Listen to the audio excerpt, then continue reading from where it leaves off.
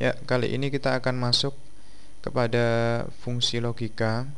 Fungsi ini berguna sekali untuk menyatakan bahwa suatu sel memenuhi kondisi tertentu ataukah tidak. Jika kondisi atau syarat tertentu itu dipenuhi, maka jawabannya betul. Dan jika tidak terpenuhi syarat tadi, maka jawabannya salah. Gitu. Fungsi logika ini nanti dinyatakan dengan simbol if. Apabila diketahui, misalkan saja ya, saya akan berikan contoh, misalkan saja pemberian bonus kepada pengunjung toko, misalkan toko A. Apabila dia membeli atau dia berjenis kelamin laki-laki, akan mendapatkan hadiah sarung, misalkan seperti itu. Kalau perempuan akan mendapatkan daster, misalkan seperti itu ya. Nah, ini kita bisa, misalkan saja akan saya tuliskan contohnya, latihan pengkondisian ya. Misalkan saja namanya, nama pembeli ya, seperti ini nama pembelinya. Terus ini adalah jenis kelamin ya, seperti ini. Kemudian adalah bonusnya apa gitu, misalkan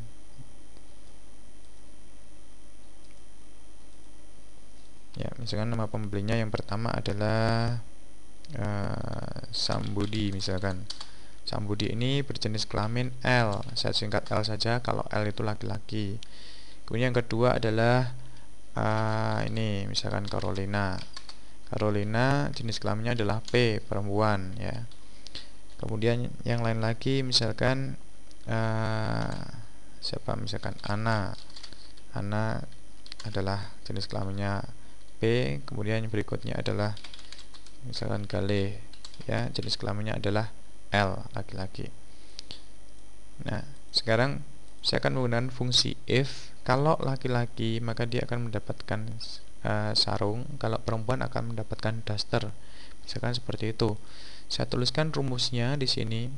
Kita menggunakan rumus fungsi if sama dengan if, kita tulis seperti ini. Nah, kalau kita tulis if kurung buka, maka di sini ada petunjuknya. Nah, kita menggunakan titik koma nanti.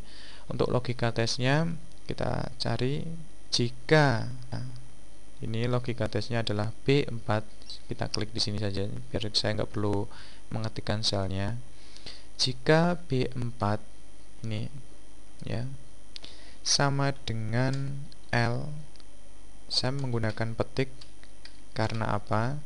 Karena L itu adalah huruf, bukan angka. Kalau angka kita tidak perlu menggunakan petik seperti ini. Jika B4 sama dengan L, kalau B4 itu L, laki-laki, maka dia akan mendapatkan sarung. Ingat, ini adalah huruf, maka menggunakan petik juga. Ini sarung.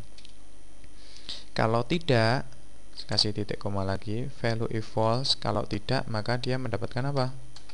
Mendapatkan daster. Ya, cukup seperti itu saja. Terus saya kurung tutup, saya enter. Ya, kita lihat Sambudi jenis kelaminnya L, dapat sarung. Kemudian untuk baris di bawahnya ini kita bisa mengcopy rumus yang ada di atasnya ini, menyalin rumus yang di atasnya untuk diterapkan di bawahnya. Caranya kita klik di sini, kemudian kita arahkan mouse kita di sebelah kanan bawah sampai tanda palang warna hitam seperti ini muncul. Terus kita klik di sini, tahan, geser ke bawah. Nah, otomatis ya rumus-rumus ini akan diterapkan di bawahnya. Dan kita lihat di sini yang berbeda adalah selnya yang di depan sendiri ini. B4, B5, B6, B7 ya. Ya. Saya harapkan Anda paham masalah ini. Mungkin saya akan mencoba juga bagaimana kalau misalkan 3 kondisi. Tadi kan 2 kondisi, laki-laki dan perempuan. Misalkan sekarang saya akan membuat latihan pengkondisian untuk 3 kondisi. Kalau misalkan nanti kondisi yang pertama betul, itu berarti kondisi berikutnya ada salah satu yang salah. Jadi 2 kondisi benar, 1 salah. Misalkan saja saya akan latihan, akan nuliskan seperti ini, pengkondisian untuk apa ya, misalkan untuk kuis saja, kuis Rp2.000 gitu misalkan ya. Untuk nama peserta, kemudian pilihannya apa gitu, misalkan tirai, ini tirai 3, oke ini. Kemudian tirai, ini tirai 1, ini tirai 2. Untuk nama peserta saya akan misalkan memilih yang pertama namanya ini buku. Terus ada lagi yang berikutnya adalah misalkan Ahmad. Yang berikutnya adalah namanya misalkan ini Cynthia ya. Ya, untuk nanti yang memilih tirai 1 dia akan mendapatkan ya uang Rp2.000 misalkan. Untuk yang memilih nomor 2 nanti akan mendapatkan uang Rp1.000. Kalau yang nilai tirai 3 akan mendapatkan zong, misalkan seperti itu. Kita tuliskan rumusnya sama dengan if kurung buka. Logikanya berarti ini ada di sel B14, atau langsung saya klik di sini. Jika B14 sama dengan tirai 1, maka dia akan mendapatkan uang 2.000 misalkan seperti ini ya. Kemudian kita kasih titik koma lagi. Untuk kondisi yang kedua kita gunakan lagi if gitu, karena ini kondisinya lebih dari 2, ada 3 kondisi gitu, f nya jadi ada 2.